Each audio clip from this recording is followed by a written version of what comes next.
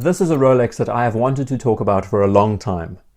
And the thought was to just look at the aesthetic qualities and the design details like we normally do, but the exploits and how this watch set a record, creating history, is infinitely more fascinating than just the design itself. So most of us know the stories linked to the Oyster Perpetual that eventually became the Explorer after the Everest expedition. How popular figures like Dwight Eisenhower and Winston Churchill were gifted Rolex Datejusts, and how over time we've seen these popular figures assigned to certain watches, Rolex being one of the most notable names to study. But Sir Francis Chichester and his Oyster Perpetual have a bond and relationship far beyond any of the other names we've seen. As far as promoting a brand and a marketing campaign surrounding an Oyster Perpetual, this one takes the cake. Most of us in the community know who Francis Chichester was, and the story is remarkable. At a time in the 60s when the Cold War was rife, when America wanted to land on the moon, nobody had circumnavigated the world. In 1966, when the man himself was 66 years old, he decided to do just that. Bearing in mind that at the time there was no GPS coordinations, wayfinding at the time was not advanced. Frankly, technology was archaic. So imagine being someone who raises their hands and elect to travel this route that no one has ever done before, with barely any technological aids apart from a radio, traditional instruments like sextants, charts, compasses, and your watch, and you decide to do this exercise solo. It's unbelievable. Francis Chichester elected to follow the Clipper route. The route begins in Europe, down the west coast of Africa, around the Cape of Good Hope, across the Indian Ocean, past Australia's Cape, across the Pacific, past the Cape Horn of South America, traveling then north back up through the Atlantic to Europe. It's a ridiculous trip. It took him 226 days to cover 28,500 miles, essentially 7 months at sea. So as it is, manning a craft that's going through all of this, that's experiencing all these different seas and oceans, doing it by yourself, relying on the very basic equipment that you have. I hope you see where I'm going when I say that unless you're very experienced, it's What makes this story all the more charming for me is that I've just recently created a video all about the history of longitude and how the watch literally changed the world. And it ties in so well with this story because he needed his watch to tell him perfect time in order to navigate. He didn't elect to use marine chronometers, he wore a Rolex. And if you would like some more context about navigation at sea, I will link the video in the corner of the screen explaining the history and development. The basic fundamentals is that you need a sextant to determine where you are in relation to the angle of the sun and the horizon line, allowing you to determine your latitude. And then to keep track of your current position and to mark out your direct route on a map, you need to mark the time relative to how high the sun is. It also allows you to determine the degrees that the Earth is revolving. If you don't have an accurate watch or any kind of timepiece in this situation, basically put, you are lost. What makes this story even more interesting is that Rolex knew about Chichester's expedition and they supplied him with a GMT Master. There are photos with him wearing the watch.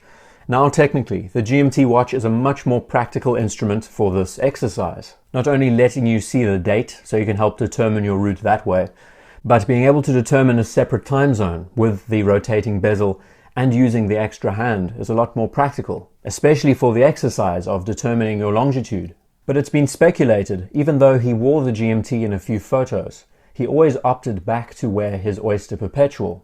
And the thinking is that the watch itself was just too clumsy, it was too cluttered for his tastes, and all he really needed was something that was small, inconspicuous, that told him the time. So we transition to this Oyster Perpetual of his. The debate is open to what reference it is exactly, but it's a 1965 variant with a reference 1003 or 1007. But what most of us probably know, and the reason why I wanted to address this watch entirely, is because of how well it presents itself and how unique it looks. I wanted the video to be based around the idea that Rolex reintroduces a design like this into their catalog. An Oyster Perpetual with a full set of Arabic numerals just looks so enticing. It looks classical, and in this format, yes, arguably quite dated. But as a piece that we see from that time period, it really does capture that era. When Chichester talks about the watch, he does mention that it was dropped numerous occasions. It experienced a lot of battering, especially when he had to make repairs on the ship, which was frequent, as we can imagine. He does mention in a testimonial that during my voyage around the world in the Gypsy Moth, my Rolex watch was knocked off my wrist several times without being damaged. I cannot imagine a hardier timepiece. When using it for sextant work and working the foredeck, it was frequently banged and also doused by waves coming aboard, but it never seemed to mind all of this.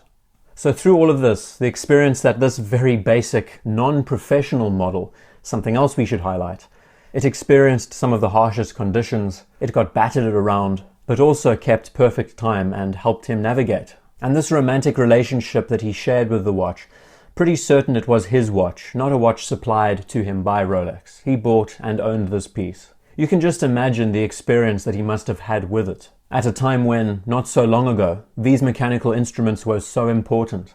Running through the general design of the piece, the numerals on the dial seem very well formatted, and actually even now when we look at it, doesn't seem dated.